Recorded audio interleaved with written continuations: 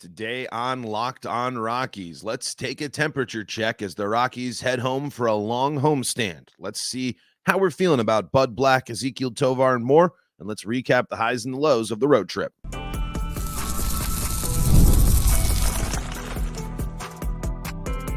You are Locked On Rockies, your daily Colorado Rockies podcast, part of the Locked On Podcast Network, your team every day.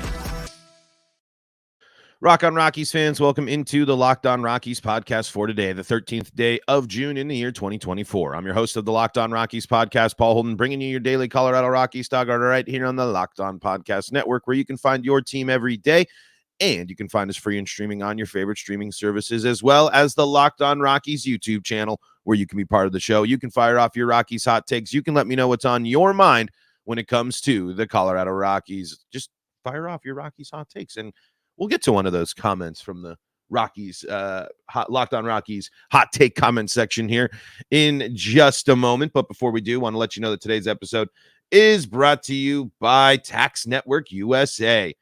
Tax Network USA. Did you know that it's never too late to resolve your tax issues with the IRS? Don't wait. Reduce your tax debt and get help from a team of licensed tax professionals. Call 1-800-549-1000 or visit tnusa.com/lockedon. So I wanted to start today. We recapped the show. If you missed yesterday's late pod, we recapped the series there. Another kind of classic Rockies road series, I feel like, right? Especially with the mixed in intrigue of that second game. Didn't talk a lot about the Rockies winning one of the ball games there, and the Rockies getting another quality start from Cal Quantrill. But I also just it kind of got washed away, right? I mean, I talked about this on the show yesterday. The Rockies do such a good job of eliminating their momentum, of washing away the good wills, the good vibes. And it just makes me wonder, again, it just makes me truly wonder about this team's ability to make adjustments, to play consistently, to win consistently, to handle things consistently. Consistency continues to be one of my biggest talking points for the Colorado Rockies. Again, this team, they're doing a little with this road trip and how they performed on the road. They ended up going one game below 500 on this road trip, and that's not horrible for the Road Rockies. But it still doesn't come at a time where the Rockies are putting together a solid stretch. It's another moment in which the Rockies are, they start the road trip and they got to snap a skid. And then they have opportunities against the Cardinals in a couple of those games, win those series. And then in Minnesota, you show some flashes, but then everything completely comes unraveling with a big loss. The Rockies can't keep or haven't been able to avoid a big loss in 3 series recently. I mean, the Cardinals didn't necessarily do a lot of damage to the Rockies, but in that finale when it was 5-1 and the Rockies were held mostly off the board, I kind of put that in that same category. The Rockies lost 17-9 to the Twins in the finale. They lost 12-7 to the Reds and 13-3 against the Reds. This also comes as when they lost against the Guardians 13-7. The Athletics put up 10. The Giants a couple of hanging double digits on the Rockies a couple of series ago. There's these types of games where the Rockies seem to be on the bad end of a blowout are happening too much this year. Losing, it's a loss at the end of the day, right? It doesn't really matter the quality of the loss. We talked about quality losses earlier in the season and things like that. It doesn't really matter, right? A loss is a loss. And it's just a reminder, though, when games like yesterday happen and when games like these other blowouts happen, you just kind of get that reality check of like, whoa, that's where the difference is. That's where the line is. Minnesota, not the most dominant team, but a playoff caliber team that's got 36 wins. That's the type of team. That's the type of consistency. That's the type of play that you've seen from the Twins and that you saw from the Reds. I know the Reds are working their way back up. That you saw from the Giants and the Guardians. these teams that are perennial playoff teams and over 500 teams, with I believe the exception of the Giants and the Reds, I think they're still working their way back up to that 500 mark. Let me double check on that. Reds are 29-33, or I hope that was, I think that might have been an old one there after I clicked on that result there. But regardless, these teams, you kind of see the difference, right? You see, even with the Rockies doing a lot of damage in this game, you see the difference in the bullpens. You see the difference in the offensive abilities. You see the difference of other teams able to just throttle the Colorado Rockies. And it's a massive problem. This is a team that too many times this year has been on the wrong side of history. It continues to make the wrong history. And while I'm not overtly disappointed with everything and how it panned out with the Rockies on this road trip, I mean, for the Rockies to go on for what is that, 6-7 games? A 7-game road trip and to finish just below, the 500 mark, to go 3-4. It's a little bit better. Obviously, you'd like to go 4-3, and you certainly had chances to do so. But when the Rockies struggle, when the Rockies scuffle, they just get crushed. It's not close. It just, when you see those games like that in the finale, I just feel like the Rockies are so outmatched. It just doesn't feel like this team is usually on the same level. And it's not just because of double digit, runs allowed, which is always bad. But it's the constant random history that the Rockies keep making with this stuff. It's the first time ever, third team to ever do this, to have this type of stuff. Let me see if I can get the tweet I read yesterday here from Patrick Lyons. Let me pull that up. Reminder, everyone in that game yesterday for the Twins got an RBI. Not just a hit, at least one RBI. Rockies give up 24 hits during the loss to the Twins, tied for the 5th most in franchise history. It's the most hits ever surrendered on the road by Colorado. Colorado's 17-9 loss to Minnesota goes down as the 8th worst team earned run average, 19.13 ERA in 4,926 games in Rockies history. For road games, it's the 2nd worst, behind a 20-5 loss, 21.35, 19 earned runs and 8 innings pitched in Philly on May 26th, 2008. Those are both from Patrick Lyons. That's what I mean at this. It's not being bad alone. It's being historically bad. It's trailing all the time. It's losing streaks. It's losing records on the road. It's this, it's that, it's this, it's that. The list keeps growing instead of shrinking, and that's a problem. I mean, the Rockies on the road now, 11-27. Tough.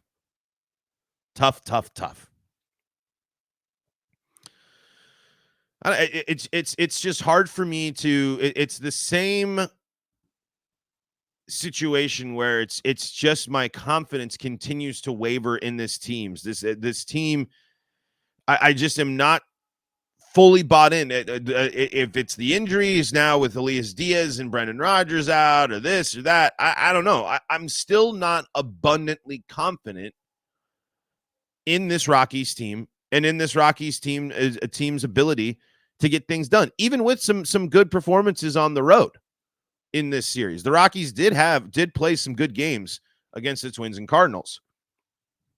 The Rockies picking up a couple of wins. But if you'll notice about the Rockies last, let's see, 1, 2, 3. The Rockies' last 3 wins have all been by 1 run. And in those situations, the Rockies had leads. I guess actually in the 6-5 win there, the Rockies, well, they had their lead first before suffering that 6th inning there on the 8th. But that's something to notice too, right? I mean, getting one-run roads on the getting one-run wins on the road is great, right? I mean, it's engaging, but it does remind you that the Rockies in this series, in 2 out of their last 4 games, the Rockies only scored 1 run. And in their last 4 games, the Rockies have been outscored by the Twins, and in the finale against the Cardinals there, by a score of 15 to, let's see, 14, 15 to 21, or 31, actually, my apologies. Teams are doubling up the Rockies. Teams are crushing the Rockies. Teams are blowing the Rockies out. And that's a problem. Like I said, Guardians hanging a 13 spot, Reds 13 spot, Reds 12 spot, Minnesota 17 spot. It's a shocker the Dodgers didn't do more damage in terms of laying down the wood. But that's been the problem. Too many times this year, the Rockies have gotten blown up, and it hasn't been competitive. All right, let's talk about Tovar. Let's talk about Bud Black, and let's take a comment from the Locked On Rockies YouTube section, all coming up on segment number 2 of today's episode of Locked On Rockies. Before we do that, though, got to tell you about some of the folks that help make this show possible, and that includes PrizePicks. What is PrizePicks? Well, PrizePicks is America's #1 daily fantasy sports app. You love fantasy sports. I love fantasy sports. Why not put your knowledge to the test by building a list of players and picking more or less on their stats and watch the winnings roll in? You're a confident sports fan. You know what you're talking about. You know your Colorado Rockies. So when you go and you see the hit lines, maybe for Ezekiel Tovar, Charlie Blackmon, maybe you want to go for strikeouts for the next time Cal Quantrill's on the bump, you can build a list of players and you just pick more or less on their players' stats for a shot of winning up to 100 times your cash. You can win up to 100 times your money with baseball-only lineups on PrizePicks. If you submit a winning lineup featuring 4 Demon Squares, you'll cash in big time on the biggest moments of baseball's season. There's always action on PrizePicks, and this is the perfect time to try out something new as basketball is winding down. Make sure you try out the esports this month, because every Wednesday and Saturday in June, if your lineup doesn't win, you get your entry fee back. Choose from Counter-Strike 2, Call of Duty, League of Legends, and more. So that's right. Not just the pro sports, the big 4 pro sports. They got you covered with everything at PrizePicks. Download the PrizePicks app today and use code LOCKEDONMLB. That's code LOCKEDONMLB for a first deposit match up to $100 when you download the PrizePicks app. PrizePicks, download the app, use code LOCKEDONMLB, get that first deposit match up to $100. PrizePicks, pick more, pick less. It's that easy. We are also brought to you by Policygenius. Policygenius helps you navigate the complicated world of life insurance and insurance in general. You got to make sure you're doing the right thing and getting the right policy for you and your family, because you never know what happens in life. Life is unpredictable, but a good life insurance plan gives your family a financial safety net to protect against some of the unknowns. With Policygenius, you can find life insurance policies that start at just $292 per year for $1 million of coverage. Some options are 100% online and let you avoid unnecessary medical exams.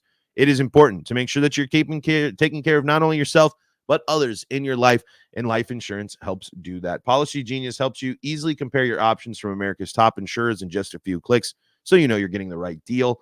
And their award-winning agents can even walk you through the process step by step. Yes, award-winning agents, folks, at Policygenius. Policygenius has no incentive to recommend one insurer over another, so you can trust their guidance. Get peace of mind by finding the right life insurance with Policygenius.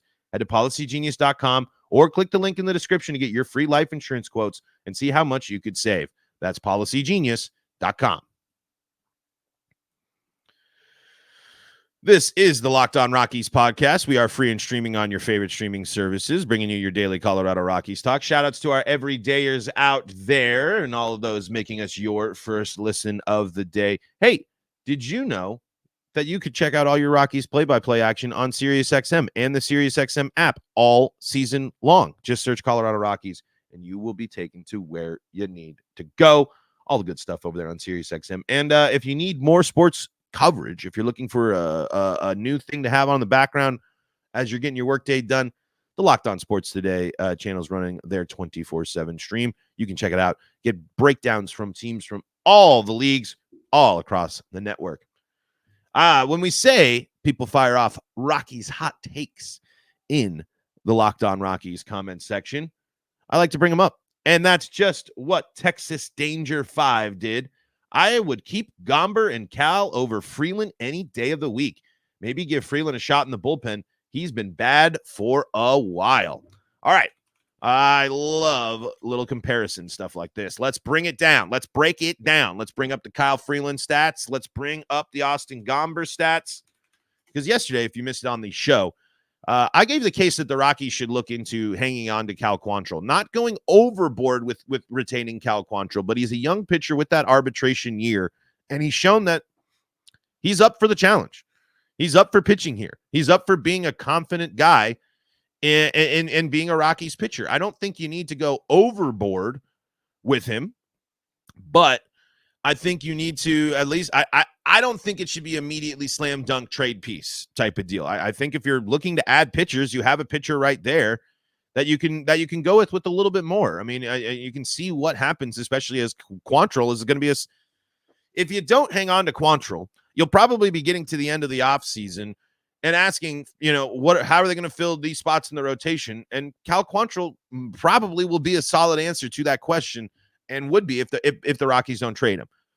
Now, if they trade him and they get something back, that's not really the end of the world. It's not going to be a terrible move per se. I mean, could the Rockies have used the bullpen pieces that they traded away last year from their bullpen? Absolutely. I still am not that upset that they traded him away and moved on from it because of where the contracts were, where everyone else was at, and XYZ. It's a little bit different with Quantrill than, say, like Brent Suter, who I believe was going to be a free agent no matter what at the end of the season and selected to go somewhere else. But let's go back to our comment here from Texas Danger. I would keep Gomber and Cal over Freeland any day of the week. Maybe give Freeland a shot in the bullpen. He's been bad for a while. Let's see here. Austin Gomber is 30 over his career is 31-32 with a 4.82 in 139 games he's been in. 95 of those are starts. He's pitched 552 innings with a strikeout of 438 and a whip of 1.38. Kyle Freeland in 1,000 innings pitched and 183 starts over 188 games is 55-68 with a 4.53 ERA. 744 strikeouts, and a whip of 1.44. Of course, the numbers this year, not pretty whatsoever for Kyle Freeland, but he is someone that's also been able to eat innings in the past before he hasn't been healthy. Austin Gomber is not the one to keep in this situation. Austin Gomber's ERAs over in his time in Colorado every season except for, let's see. Nope. Every season, except for this one so far, Austin Gomber has had a higher ERA than Kyle Freeland. In every season so far, except last year, Austin Gomber has given up more home runs. In every season so far that these two have been on the same team, they have been roughly tied in earned runs allowed. Let's take a look here. 2021, Freeland allows 58 earned runs. Gomber also allowing 58 earned runs. In 2022, Freeland allows 88 earned runs. It also sees a 50-inning increase in his work there as well. So an increase there. Austin Gomber sees a 15-inning increase, and his earned runs increase from 77 to, he sees about a nine inning increase, and his earned runs jump from 58 to 77. Again, a moment where Kyle Freeland does give up more in that season at 88. So getting a little snake bitten there, certainly. 87 earned runs for Freeland last year and 85 for Austin Gomber. So my point is, when you kind of start breaking things down and when you start looking at things, I am taking Kyle Freeland over Austin Gomber. I mean, it's a guy that has been pitching here for a while. It's a guy that we know has success. It's a guy that isn't necessarily flashy and has been placed into a one spot in the rotation in which he's not usually supposed to be in. If you figure that the Rockies, if they stayed healthy, it'd be a different situation. But I haven't seen enough from Austin Gomber for me to fully buy into the fact that he is better than Kyle Freeland. When you're looking at his numbers, he's basically putting up the second half of Kyle Freeland's career numbers, or the career numbers in pretty similar numbers there from 21 to 23 and 24. Of course, a bit of a wash right now with Freeland being injured for so long. But my point is, neither one of these guys necessarily blow your socks off. None of these guys necessarily are the dominant force that we need them to be. And that's what's really killer about both of these guys. Both of these guys needed to do more and have needed to do more over the last couple of seasons since they've been together. Austin Gomber's been more efficient in the walk department. I mean, there's areas where you can point out and you can say that there's a difference maker. But Austin Gomber's got 100 strikeouts once in his career, and that's in 5 seasons going on 6. Kyle Freeland's done it 4 times, including most recently in 2022. And last year, he was only 6 strikeouts away from getting it done again in 2023. Last year, in terms of strikeouts, Austin Gomber had 87. He had 95 in 2022. He had 113 in 2021. So unfortunately, when I'm seeing some of the trends for Austin Gomber, I'm just not liking what I'm seeing. I'm seeing the earn, and that goes the same for Kyle Freeland as well. I don't think either one of them has necessarily really cemented themselves in the excellence that they think that they have. But if I was to pick between the two, I'm still taking Kyle Freeland over Austin Gomber any day of the week. But Cal Quantrill, I think, has shown enough where he is the interesting member of this rotation. He is the one that you need to continue to keep an eye on because he's pitching very well for this Rockies team. He's doing very well for this Rockies team. Let's see here. Wanted to also, but thank you so much, Texas Danger. I love it for letting me know what's on your mind. What are you folks thinking? Gomber, Freeland? Who are you taking? Let me know in the comments below. The Denver Post has a new Rockies mailbag out here. Patrick Saunders answering some questions there from some folks. If you want to talk, there's some stuff about trades, Chris Bryant's injury history. Some good stuff here. About I want to just take 2 questions here, and I think that one just to point on, and then another just to kind of set up for segment number 3. There's one question here from Rob in Colorado Springs that's asking what happened to the offense? What happened to these big power hitting bats? What are they doing now? Why isn't the team's average in hitting home runs up there? What's going on? And here's the answer from Patrick Saunders. Rob, I'm perplexed, as are manager Bud Black and general manager Bill Schmidt. They both expected more power. The Rockies have attempted to load up on power hitters in recent years, but several players haven't performed as the team expected. This list is long. Chris Bryant, Brendan Rodgers, Michael Toglia, Luis Montero, Sam Hilliard, and to a lesser extent, Ryan McMahon. The Rockies have suffered power outages before, but never like the slump they've been in since 2019. The club has either picked the wrong guys or failed to develop them. That is a huge message there at the end. And then I want to hit you with this one here before we take a quick break and talk about confidence in Bud Black and confidence in development. There is Ed asks, which Rockies player is worthy of team MVP honors so far? And Patrick says there's no question it's Ezequiel Tovar. He plays a premier position and has a good chance to win his first Gold Glove this season. He's hitting .293 and his 11 homers, ranked second to third baseman Ryan McMahon's 11. Tovar's 32 RBI ranks second to McMahon's 38. Here's a look at what Tovar has done this season entering the game at Minnesota. So those numbers, I believe, have shifted a little bit. 9 of his 11 home runs have come on the road. He's ranked among National League hitters in doubles, second with 20. Extra base hits, 32, tied for second. Multi-hit games, 24, tied for second. Total bases, 136, tied for third. And slugging, 491 for 10th. And he had made 1 error. He's made 3 errors in 300 total chances, a .990 fielding percentage that ranked as the best among all major league shortstops. What is working with Tovar and what isn't working with other people? That's what's so frustrating about this situation. Let's talk about that coming up in segment number 3.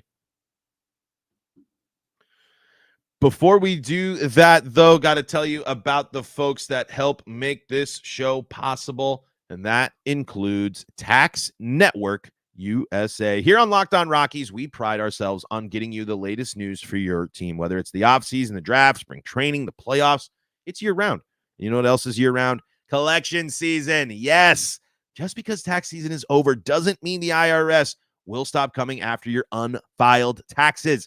The IRS can garnish your wages, levy your bank accounts, and even seize your property. Don't let the IRS target you. Let the licensed professionals and experts at Tax Network USA go to bat for you. Sometimes you need that pinch hitter. Sometimes you need somebody to help you navigate the crazy world of taxes. It's very complicated, especially if you're a contractor or all the other things that might get in the way of doing your taxes. Well, with over 14 years of experience and an A+ rating by the Better Business Bureau, Tax Network USA has saved their clients over $1 billion with a B dollars in tax debt. Whether you owe taxes, have complicated matters that require tax planning, or finally hit that parlay this season and need help correctly filing, call 1-800-549-1000. That's 1-800-549-1000, or visit tnusa.com/locked on. See the link in this episode description below. This is the Locked On Rockies podcast. We are free and streaming on your favorite streaming services, bringing you your daily Rockies talk here on the Locked On Rockies podcast. Don't forget to check out the Locked On Rockies postcast over on the new Locked On Denver Sports channel, and make sure that you're checking out SiriusXM and the SiriusXM app for all your Rockies coverage, Rockies play-by-play. So we were talking about inconsistencies. We were talking about the Rockies being frustrating. We're talking about the Rockies falling short. We're talking about the Rockies, all of those things. And again, it brings me back to Bud Black.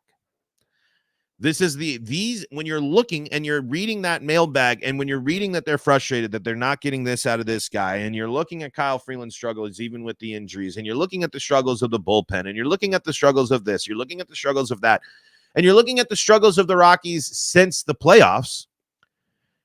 And this has been a moment for Bud Black to inspire.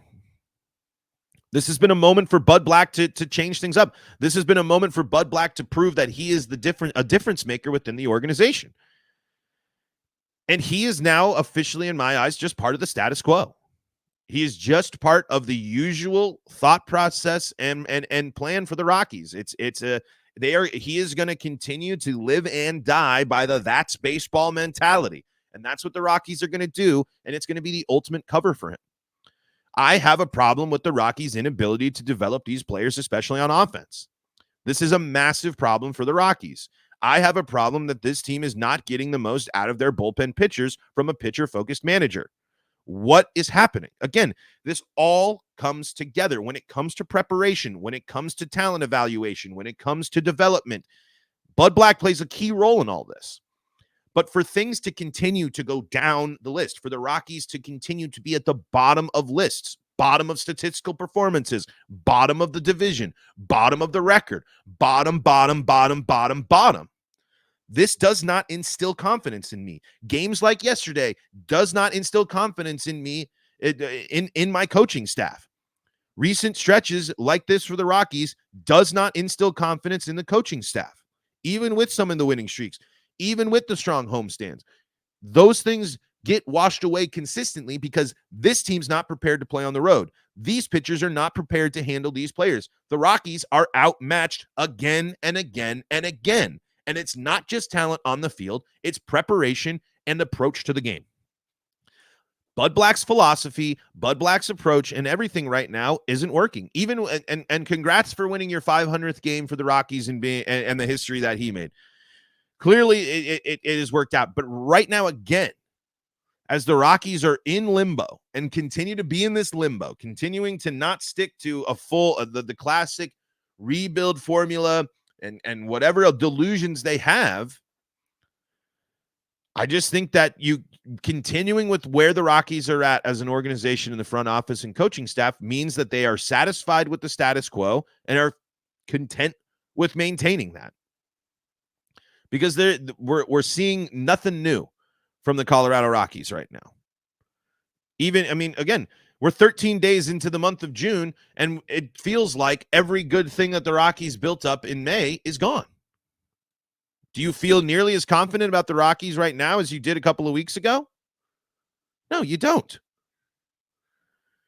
This team still goes on bad stretches. This team still goes on multi-game losing streaks. This team still is getting blown out by double-digit runs.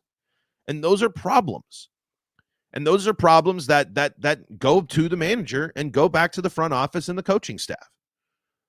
I need Bud Black to show that he can inspire this team to be better, that he can get the most out of his players, because he's not doing that right now. And that's, again, my confidence in Bud Black continues to be shaken. I don't necessarily know if you just flip the switch and make the move in season, but his lineup construction, his decisions, there's just so many things pointing to me to a lack of confidence in Bud Black that it's on him. It's not just on the players. He needs to show something too. And if the Rockies just roll over and give him an extension in the response of two of the worst seasons in franchise history, it's total BS. And that's Rockies loyalty being the biggest factor once again. Folks, that's going to do it for today's episode of Locked On Rockies. Thank you so much for joining us and making us your first listen of the day. Go check out Locked On MLB for your second listen of the day. And, of course, don't miss out on anything on the Locked On Rockies YouTube channel by following and subscribing there, the easiest way to help the show grow. And you can check us out free and streaming on your favorite streaming services. If you need more Colorado sports coverage, Locked On Broncos, Locked On Avalanche, Locked On Nuggets, Locked On Buffs, got you covered. And, of course, your post games over there on the Locked On Denver Sports channel. Folks, find us free and streaming on your favorite streaming services. And until next time, I'm Paul Holden saying so long from the Locked On Rockies podcast.